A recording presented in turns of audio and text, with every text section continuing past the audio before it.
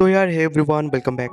तो यार माफ़ करना कि काफ़ी लेट के बाद मैं चैप्टर डाल रहा हूँ। तो यार जैसे कि हमने पिछले चैप्टर में देखा था, काजुआ जाकर यामोरी से बात करता है और वो यहाँ पर जानने की कोशिश करता है कि आखिर मिजुआरा उसके साथ कुछ बात की है या फिर नहीं। और यहाँ पर यामोरी भी सोच लेती है वो किसी तरह से काजुआ की मदद करेगी। हमें चैप्टर स्टार्टिंग में हमें कवर फेस दिखाया जाता है और कहा जाता है इसकी क्यूटनेस जो कि हर एक बॉर्डर को क्रश कर रहा है। और जैसे कि पिछले चैप्टर में मिजुआरा बाथरूम के अंदर थी और वहाँ पर अचानक से यामोरी सेन आ जाती है। यामोरी को देख के मिजुआरा जो कि एकदम से चौंकी जाती है और यहाँ पर यार वो पहले एंटर करके कहने लगती है चलो मिलके बात लेते हैं। और यहाँ पर मिजुआरा तो पहले हैरान हो गई होती है, वो तभी यामोरी से कहने लगती है आखिर तुम्हें किसने बताया कि तुम ये कर सकती हो। तो यहाँ पर यामोरी भी कहते हैं इसमें कोई बड़ी परेशानी नहीं है, हम वैसे भी रूममेट ही है और वैसे भी एक साथ वक्त बिताना ये हमारे लिए नॉर्मल है। फिर मिजुआरा कहती है मैं अभी यहाँ से जाने वाली थी और ये छोटा सा बाथटब हम दोनों एक ही बार में शेयर नहीं कर सकते हैं। फिर यहाँ पर यामोरी काजुआ की बात याद करने लगती है, जैसे कि वो कह रहा था क्या कभी भी मिजुआरा उसके बारे में बात की है। तभी यामोरी खुद से कहती है ठीक है मैं इसी तरह अपने प्लान की ओर बढ़ूंगी। और यहाँ पर हम देखते हैं यामोरी जो कि मिजुआरा की तरफ देखते हुए सोच रही होती है और वैसे भी मिजुआरा इस तरह की एक लड़की नहीं है जो कि अपनी फीलिंग को आसानी से बता देगी। फिर भी काजुआ के लिए यामोरी जो कि ऑपरेशन में निकल चुकी है और वो खुद से कहती है मैं इसमें ज़रूर सक्सेस होंगी। पहले तो यामोरी थोड़ा मिजुआरा से बात करती है, फिर वो खुद से कहती है मैं हर एक डिटेल मिजुआरा से निकाल ही लूंगी। तभी यामोरी की नज़र मिजुआरा की बॉडी के ऊपर बढ़ता है। जब वो मिजुआरा की तरफ देख रही होती है तभी मिजुआरा यामोरी से पूछती है कि आखिर क्या हुआ। तो यामोरी भी तभी कहती है नहीं नहीं कुछ नहीं, और वो बताती है तुम्हारी लुक फर्स्ट क्लास है। तभी यामोरी थोड़ा एक्साइट होते हुए बताती है मैं सच में खुश हूँ, तुम दोनों एक साथ रह रहे हो और लिविंग टुगेदर में रहते हुए भी तुम अपने फीलिंग के बारे में जानने की कोशिश कर रही हो। सच कहूँ तो इसके बारे में सोचना ये सच में काफ़ी अच्छा है। तभी मिजुआरा भी यामोरी से कहती है सच कहूँ तो इसमें भी एक लिमिट है, मैं इसमें खुद की मदद करने के लिए भी हर चीज़ करने के लिए तैयार हूँ।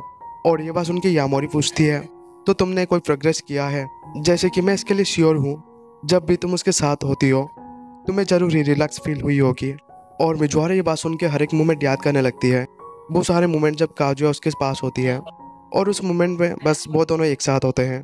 तभी मिजुआरा बस इतना कहती है ऐसा नहीं है कि जब भी वो मेरे आसपास होता है तो मैं माइंड करती हूँ, उसने अभी तक कोई भी परेशानी खड़ा नहीं किया है और इसके लिए मैं उसका अप्रिशिएट करती हूँ। वो कहती है मुझे लगता है तुम्हें शायद कोई गलतफहमी हुआ है। और यहाँ पर यामोरी भी वही बाथरूम में एंटर कर चुकी होती है। ये देख के मिजुआरा कहती है आखिर तुम ये कर क्या रही हो, ये हो नहीं सकता। तो यामोरी कहती है इसमें कोई बड़ी परेशानी की बात नहीं है, वैसे भी ये फीमेल बॉन्डिंग है। फिर मिजुआरा भाई बाथटब से बाहर निकल के जाने लगती है और यामोरी उसे यहाँ पर रोक रही होती है। तभी यामोरी मिजुआरा से कहती है मुझे कोई फर्क नहीं पड़ता अगर तुम दोनों के बीच सब सही चल रहा है या फिर कोई परेशानी है, मैं अभी तो इसके बारे में बात नहीं कर रही थी। वो पूछती है कि जब भी वो तुम्हारे आसपास होता है क्या इसका वजह से तुम खुश होती हो, कम से कम कुछ सेकंड के लिए भी। यामोरी से ये सवाल सुन के मिजुआरा तभी पूछती है क्या तुम्हें कुछ हुआ है या फिर उसने तुम्हें ये पूछने के लिए भेजा है। यामोरी यहाँ पर चौंक जाती है, वो यहाँ पर खुद से कहती है मिजुआरा हमेशा की तरह शार्प है और अभी अगर मैं इस चीज़ को और भी ज़्यादा खींचूंगी तो शायद इसकी वजह से कोई परेशानी खड़ा हो सकता है। वो यहाँ पर सोचने लगती है मुझे माफ़ करना मास्टर, मेरे पास अभी कोई दूसरा आइडिया नहीं है। यहाँ पर मिजुआरा भी यामोरी की तरफ देखते हुए शांत हो गई होती है। तभी मिजुआरा भी यामोरी से पूछती है हे तुम इसके बारे में जानने के लिए क्यों चाहती हो और हमेशा तुम उसके तरफ ही क्यों होती हो। वो कहती है अगर हम दोनों डेट करें तभी भी तुम्हें इससे कोई भी फर्क नहीं पड़ेगा, इससे शायद तुम्हें कुछ भी नहीं मिलेगा, लेकिन तुम्हें लगता है तुम खुद के लिए कर रही हो। मैं तुम्हारे पर्सपेक्टिव से जानना चाहती हूँ कि वो आखिर किस तरह का इंसान है। मिजुआरा से बात सुन के यामोरी यहाँ पर सोचने लगती है मैं देख पा रही हूँ वो प्रोग्रेस कर रही है, ये धीरे धीरे है लेकिन वो समझ रही है। यामोरी कहती है अगर मैं होनेस्टली आंसर करूँ तो आखिरी जवाब तुम्हारे साथ ही जुड़ा हुआ है। वो कहती है तुम जो भी कह रही हो मैं हर एक चीज़ समझ रही हूँ और ये भी मैं जानती हूँ कि तुमसे हर एक चीज़ पूछना ये सही नहीं है और हम जो हमेशा चाहते हैं वो हमेशा मिले ये ज़रूरी भी नहीं है। यामोरी कहती है मैं हमेशा काफ़ी सारे क्यूट पीपल के अराउंड होती हूँ लेकिन सच कहूँ तो कोई भी तुम्हारे जैसा नहीं है और काफ़ी सारे क्यूट पीपल बस अटेंशन ही चाहते हैं, लेकिन तुम बिल्कुल भी उनकी तरह नहीं हो।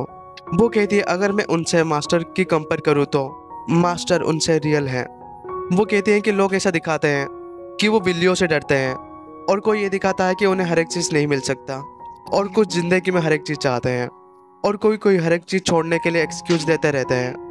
और इसके लिए मैं श्योर हूँ कि हर कोई खुद को प्रोटेक्ट करना चाहता है, लेकिन जब भी मैं इसके बारे में सोचती हूँ, जब पहली बार मास्टर मुझे तुम्हारे बारे में बताए थे और मुझे उनकी बातों से ये पता चला, मैंने देखा कि किसी को प्यार करना उनके डर को ख़त्म कर देता है और ये सच में शानदार है।